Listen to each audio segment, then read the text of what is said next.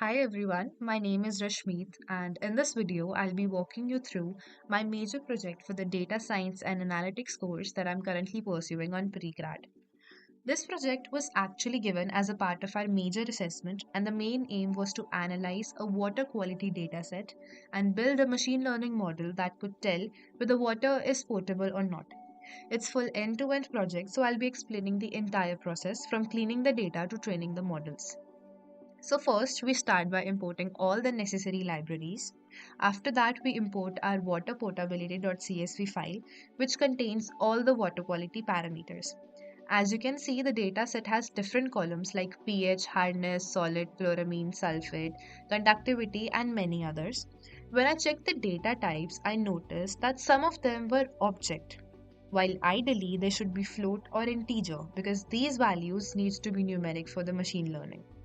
So the next step was to check how many null values, missing values, and how many special character issues are there in the dataset.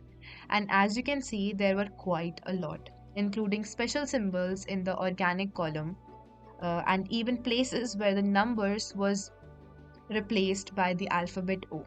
Obviously, the model can't read this properly, so cleaning was extremely important. So I started cleaning these values. For columns that had special characters, I replaced those invalid entries using mean or median values. After cleaning, I checked again, and now all the values were successfully converted to float or int, and there were no more object type columns. But we still had missing values left, so I replaced all the null values with their mean values. Then once again, I verified if there are null values left. And now, as you can see, that everything looked good, and at this point, my entire dataset was clean and ready for processing. Next, I used SNS.testplot to visualize how the data is distributed. This helps understand how each parameter affects water drinkability. After that, I checked whether the data is skewed because skewness tells us if the data is leaning to one side, which can affect the model performance. Then I created plots that show whether the data is concentrated and whether there are any outliers.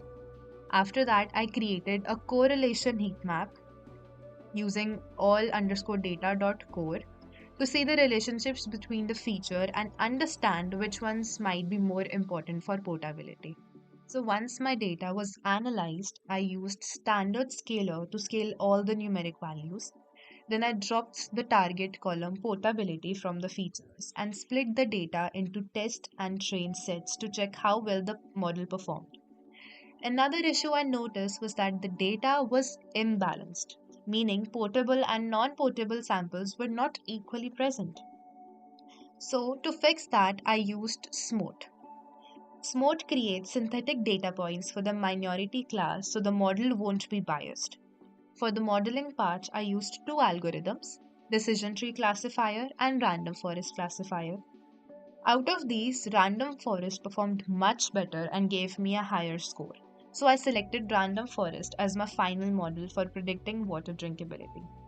So this was the complete process of how I cleaned the dataset, handled missing values, removed special symbols, visualized the data, and balanced the classes, and finally trained my machine learning models.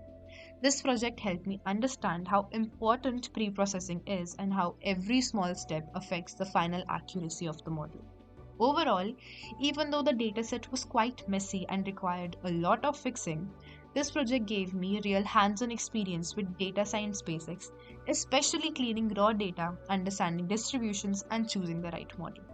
It wasn't easy, but it taught me a lot and really helped me grow as a beginner in machine learning. Thank you for watching.